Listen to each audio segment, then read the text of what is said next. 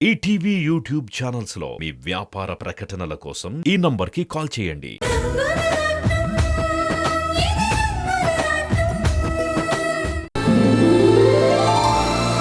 అక్క, కలెక్టర్ గారు వచ్చారు. కలెక్టర్ గారేంటి అన్నయ్య అనలేవా? ఏం, నువ్వు కలెక్టర్వి కాదా అన్నయ్య? కలెక్టర్ అనేది పదవి, అన్నయ్య అనేది అనుబంధం. అది ఆ పదవి కన్నా గొప్పది.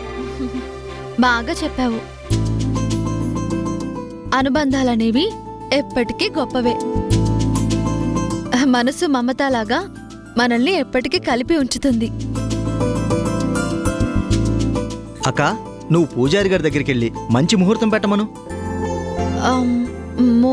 ముహూర్తమా? ఎందుకు? కలెక్టర్ కదక్క, ఆ కుర్చీలో కూర్చోడానికి ముహూర్తం అనుకుంటాను. ఆహా, మరిన్ని రోజులు కుర్చీలో కూర్చోకుండా పక్కనే స్టూల్ వేసుకుని కూర్చుంటున్నాడా? గోపి, ఉన్నట్టుండి ముహూర్తం చూడమంటున్నావు దేనికి? అమ్మా, నాకు బంగ్లా ఇచ్చారు, మనందరం అక్కడికి మారడానికి.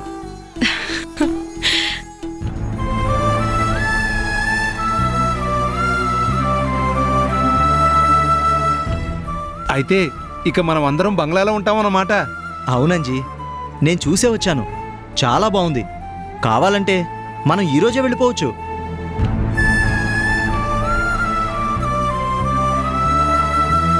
కానీ అక్క అన్నిటికీ ముహూర్తాలు చూస్తుంది కదా, అందుకే ముహూర్తం పెట్టించమంటున్నాను.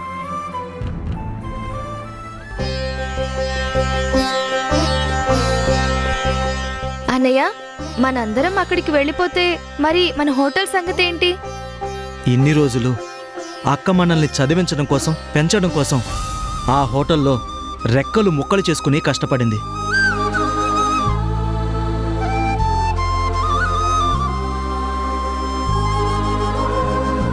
కానీ అక్క ఏ రోజు తను మన కోసమే కష్టపడుతుందని ఎక్కడా చెప్పలేదు. ఇన్నాళ్ళు అక్క పడిన కష్టం చాలు. అందుకే ఇక నుంచి ఆ బంగ్లాలో అక్క దర్జాగా కాలు మీద కాలేసుకుని కూర్చుంటుంది. మనం అందరం అక్కకి సేవలు చేసుకోవచ్చు.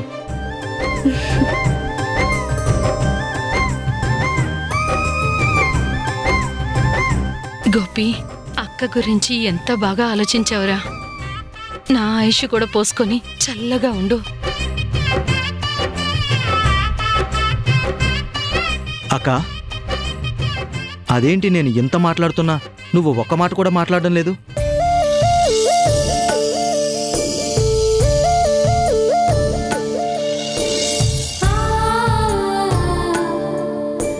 గోపి, నువ్వు నా గురించి ఆలోచించే తీరు చూస్తే నాకు చాలా ఆనందంగా ఉంది. అదేంటక్క, నువ్వు మా మీద చూపించిన ప్రేమతో పోలిస్తే ఇదెంతక్క?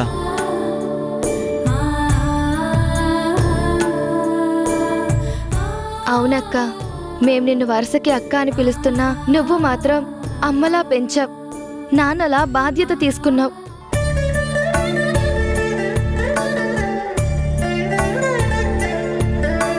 అక్కగా అనురాగాన్ని పంచావు.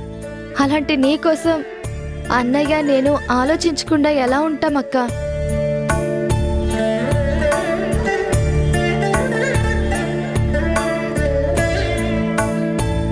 నాకు మీ ప్రేమ చాలు, అంతకు మించి ఎలాంటి సుఖాలు అవసరం లేదు.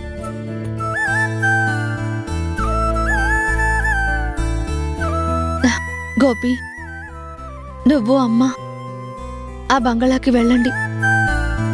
నేను వర్ష ఇక్కడే ఉంటాము.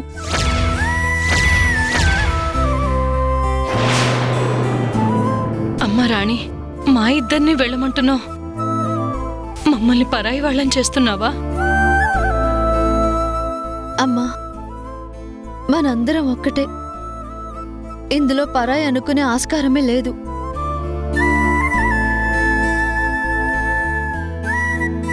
ఆ మాటే నిజమైతే నన్ను అమ్మని మాత్రమే ఎందుకు వెళ్ళమంటావు? నువ్వు వర్ష ఇక్కడే ఉంటావని ఎందుకంటావక్క?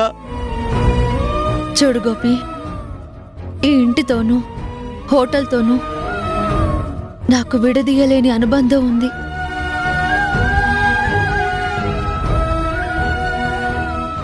చిన్నపిల్లలుగా మన నడి రోడ్డు మీద ఉన్నప్పుడు సాంబయ్య బాబాయ్ మనకి నీడనిచ్చిన చోటు ఈ ఇల్లు. మీకు గుర్తుందో లేదో, మీ చిన్నప్పుడు అక్కడ హోటల్ లేదు, చిన్న టీ షాప్ ఉండేది.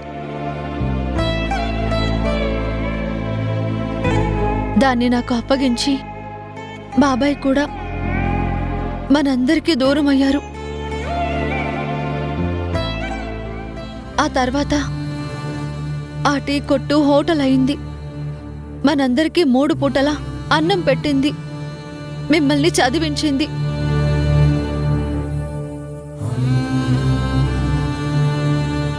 ఇప్పుడు మనతో పాటు మరో 4గురికి ఉపాధి కల్పిస్తోంది. అందుకే ఆ హోటల్ నాకు దేవాలయం. దాన్ని మూసేయటానికి నాకు మనసు రాదు. నువ్వు కష్టపడుతుంటే నేను చూడలేనక్క. హం, కష్టాలు నాకేం కొత్త కాదురా. కష్టాల్లోనే బతికాను, కష్టపడుతూనే బతుకుతాను. నేను ఇక్కడే ఉంటాను.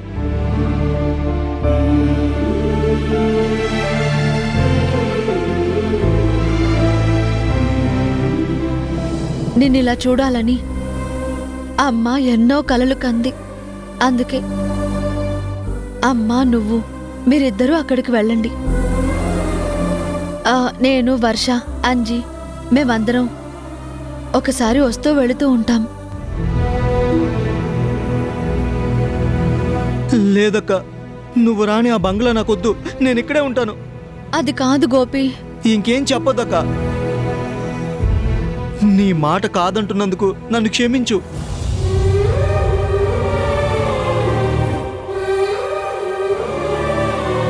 ఎందుకంటే నువ్వు ఎన్ని కష్టాలు పడినా మాకు ఎలాంటి కష్టం తెలియకుండా పెంచావు.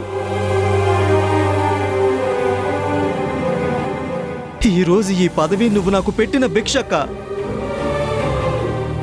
అలాంటిది నువ్విక్కడ నేనక్కడ ఉండలేనక్క. అందుకే నువ్వెక్కడుంటే నేను అక్కడే ఉంటాను. అమ్మా, తమ్ముడు నా మాట వినడం లేదమ్మా. నువ్వైనా చెప్పు. ఏం చెప్పమంటావమ్మా? గోపి తప్పు చేస్తే తప్పు అని చెప్పేదాన్ని.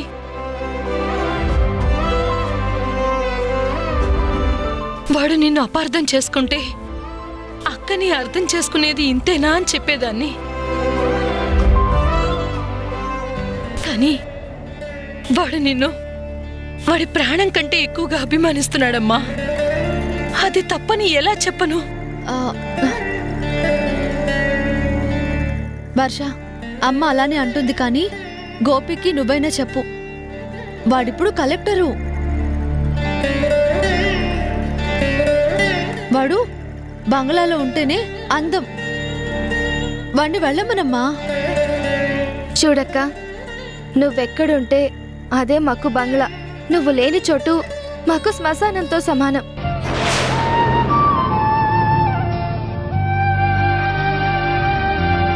ఈ విషయంలో నేను అన్నయ్యనే సపోర్ట్ చేస్తాను. అన్నయ్య నిర్ణయానికే జై కొడతాను, అంతే.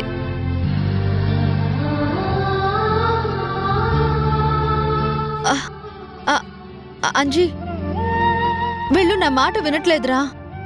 కనీసం నువ్వైనా గోపికి చెప్పు. సాంబార్కి రుచి ముక్కల వల్ల వస్తుంది, ముక్కలకి రుచి సాంబార్ వల్ల వస్తుంది. అలాగే మనందరం కలిసి ఉంటేనే బాగుంటుందక్క.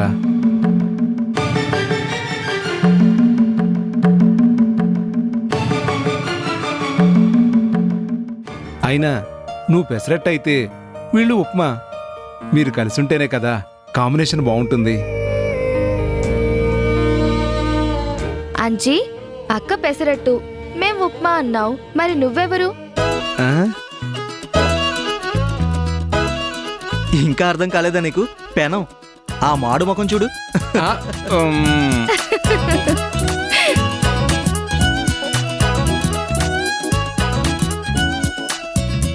అక్క చూడక్క ఎలా అంటున్నారు.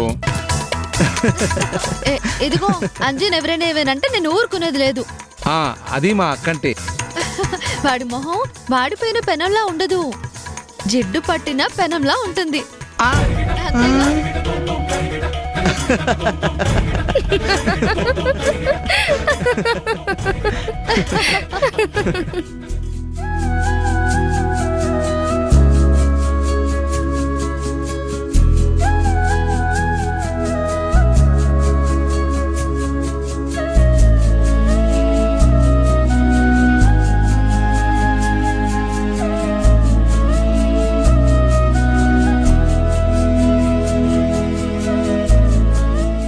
ఏంటే అంత కూల్గా ఉన్నావు? వింటర్ కదే, కూల్గానే ఉంటుంది. మేము చెప్తుంది వెదర్ గురించి కాదు, నీ వైఖరి గురించి. ఏమైందే మీకు? ఎందుకు టెన్షన్ పడుతున్నారు? ఎగ్జామ్ రాయకుండానే ర్యాంక్ వస్తే ఎంత షాక్ అవుతామో. నువ్వు మారిపోయావని తెలిసి మేమంతా షాక్ అవుతున్నాం. కానీ నువ్విచ్చిన ట్విస్ట్ ఏంటో సోనీకి చెప్పాక మా ఫ్యూజులు ఎగిరిపోయాయి. ఇది యాక్టింగ్ అని తెలిసాక అంతకు మించి షాక్ అయ్యాం. అది సరే, ఇప్పుడు మీ ఇద్దరు ఎందుకు టెన్షన్ పడుతున్నారో అది చెప్పండి. ఏంటి ఇంకా నీకు అర్థం కాలేదా?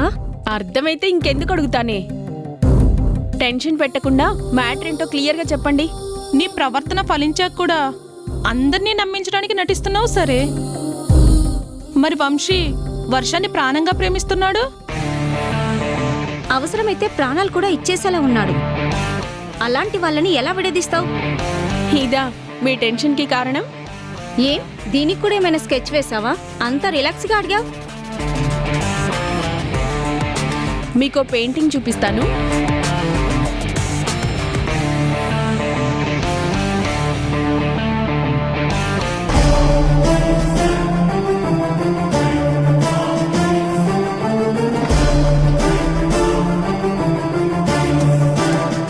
దీన్ని చూస్తుంటే మీకేమనిపిస్తుంది?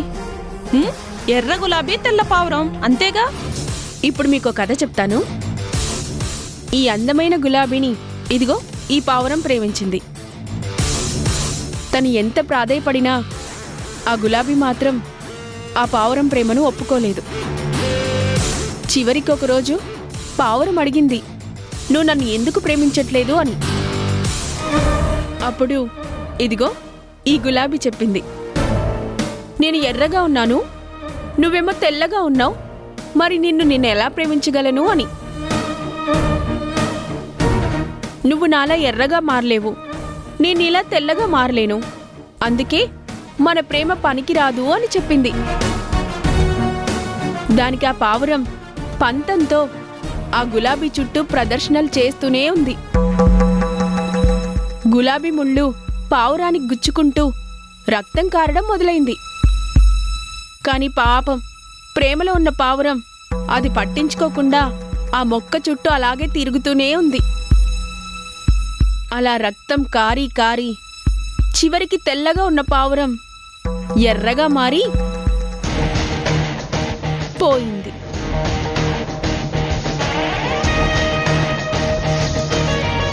పాపం పావురం చచ్చిపోయింది కదే. దీన్ని బట్టి మీకేమర్థమవుతుంది? ఇది గొప్ప ప్రేమ సందేశం. ప్రాణాలు ఇచ్చైనా ప్రేమ గెలిపించుకోవాలని ఆ పావురం నిరూపించింది. నువ్వు అనుకుంటున్నావు కానీ వర్ష ప్రేమ కూడా ఆ పావురంలా చాలా గొప్పది. అందుకే వాళ్ళని విడదీయలేవని చెప్తున్నాం. అదేనే మీకు నాకు ఉన్న తేడా. చచ్చి ఏం సాధిస్తామే? వంశీ గులాబీ అయితే వర్ష పావురమని నాకు తెలుసు. కానీ నేనెవరో మీకు తెలుసు కదా. ఎవ్వరి కంటికి కనిపించకుండా గులాబీ మొక్కని అంటుపెట్టుకొనుండే ముల్లుని. పావురం చచ్చిపోయింది, ముల్లు గులాబీతో ఉండిపోతుంది. అసలు ఈ సంగతి మీ తాతయ్యకి తెలిస్తే ఒప్పుకుంటారా? అవన్నీ ప్రేమ పావురాలే. ప్రేమ కోసం ప్రాణాలివ్వడానికైనా సిద్ధపడతాయి. కానీ ముల్లుకి గులాబీయే ముఖ్యం. మిగిలిన వాళ్ళు ఏమైపోయినా అనవసరం. అంటే ఏంటి, అందరినీ నమ్మించి మోసం చేస్తావా? పిచ్చి సోని, నమ్మిన వాళ్ళనే మోసం చేయగలమే. అందుకే నేను మారానని నమ్మిస్తున్నాను. వర్ష దూరమైతే వంశీ నాతోనే ఉంటాడు కదా, అందుకేనే ఈ నాటకం. ఈ ప్రపంచంలో నేనేదైనా కోరుకున్నానంటే అది నా సొంతం అవ్వాలి. కాదు అని ఎవ్వరొచ్చినా సరే నాకు నచ్చదు. కోపంతో సాధించలేనిది ఈ ప్రేమ నాటకంతో సాధిస్తాని. ఏది ఏమైనా నా చేతికి మట్టంటకుండా వర్ష అడ్డు తొలగించి నా వంశీని సొంతం చేసుకుంటాను.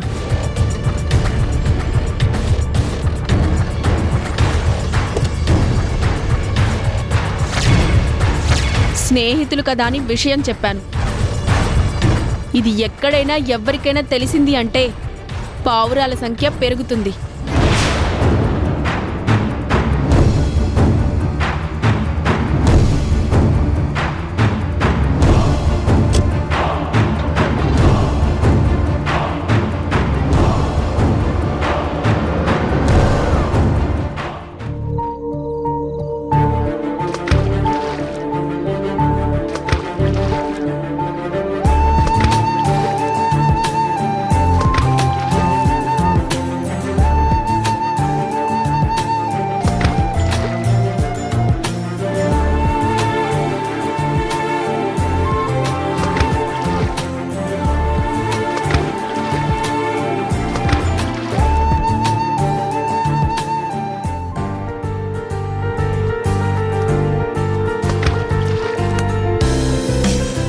వర్ష, మనం ప్రేమికులం కదా. ఏ ప్రేమికులైనా కలుసుకున్నప్పుడు మాటలతో సమయం తెలియదు. అది ప్రేమలో ఉన్న గొప్పతనం. కానీ నువ్వు మాట్లాడుకుందామని ఇక్కడికి రమ్మని చెప్పావు. వచ్చాక ఒక్క మాట కూడా మాట్లాడడం లేదు.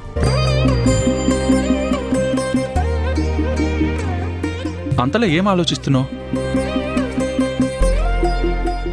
మన ప్రేమ ఫలిస్తుందా వంశీ? ఏంటి అలా అడుగుతావు? నేను నిన్ను ప్రేమిస్తున్నాను, నువ్వు నన్ను ప్రేమిస్తున్నావు. మళ్ళీ ఫలిస్తుందా అని కొత్తగా అడుగుతావేంటి? మన ప్రేమ ఫలించాలంటే మీ ఇంట్లో పెద్దవాళ్ళు ఒప్పుకోవాలి. అప్పుడే ఈ ప్రేమ పెళ్లిగా మారుతుంది. మనిద్దరం ఒక్కటవుతాం. అది జరుగుతుందా అని అడుగుతున్నాను. జరగదన్న అనుమానం నీకెందుకొచ్చింది? నేను చాలా సినిమాల్లో చూశాను వంశీ. డబ్బున్న అబ్బాయి పేదింటి అమ్మాయిని ప్రేమిస్తాడు. వాళ్ళిద్దరూ ఒకరంటే ఒకరు ప్రాణంగా బ్రతుకుతారు. తీరా పెళ్లి దగ్గరకు వచ్చేసరికి ఆస్తులు అంతస్తులు వేరు. మీ స్థాయి అమ్మాయి మా ఇంటికి తగదు అని ప్రేమికుల్ని విడదీస్తారు.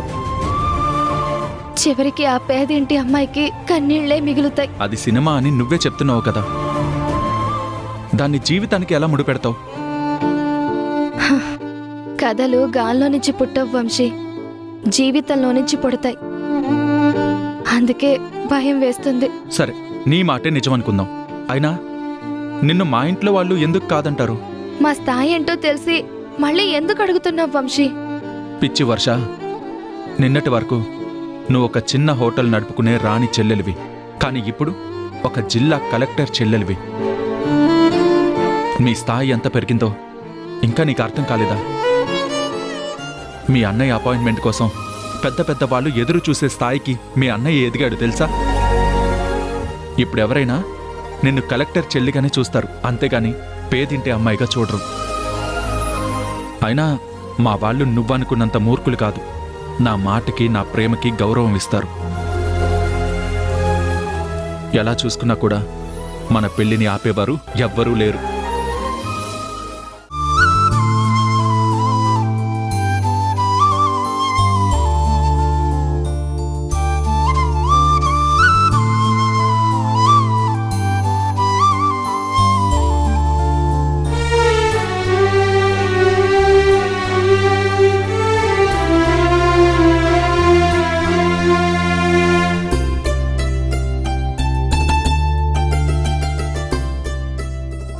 గోపి, ఆ, టైం 11 అయింది, పడుకోవచ్చు కదా. లేదమ్మా, ఇవి రైతుల ఫైల్స్.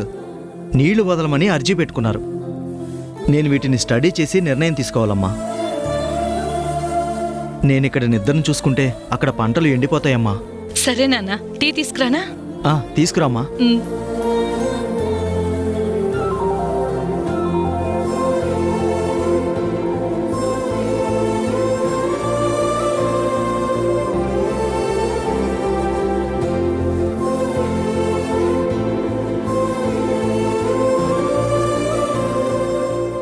ఇదిగో నాన్న.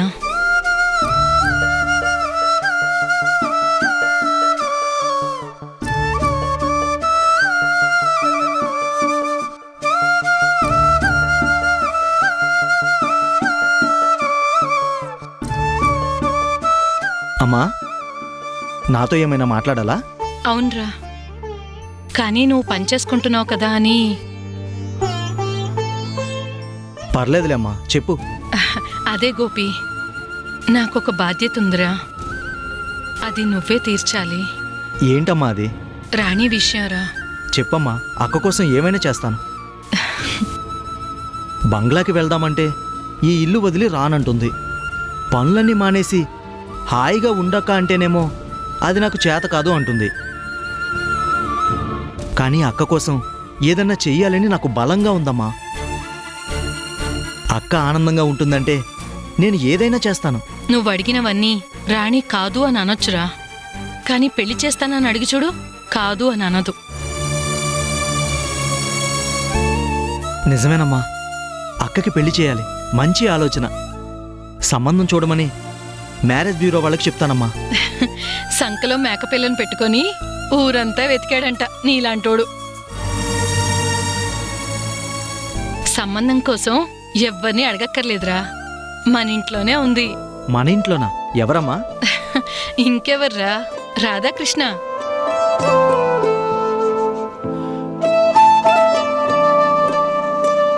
మా అక్క ఎవరితో ఉంటే వాళ్ళ జీవితం బాగుంటుందంటారు, అంతే కదా? అందులో సందేహమే ఉంది. మా అక్క మీ జీవితంలో ఉంటే? గోపి, అక్కకి మీకు ఒకరంటే ఒకరిష్టమని నాకిప్పుడే తెలిసింది. మీ ఇద్దరికీ పెళ్లి చేద్దామనుకుంటున్నాం. ఈటీవీ విన్ యాప్ రోజుకి కేవలం రూపాయి మాత్రమే. ఇప్పుడే ఈటీవీ విన్ యాప్ డౌన్లోడ్ చేసి సబ్స్క్రైబ్ చేయండి.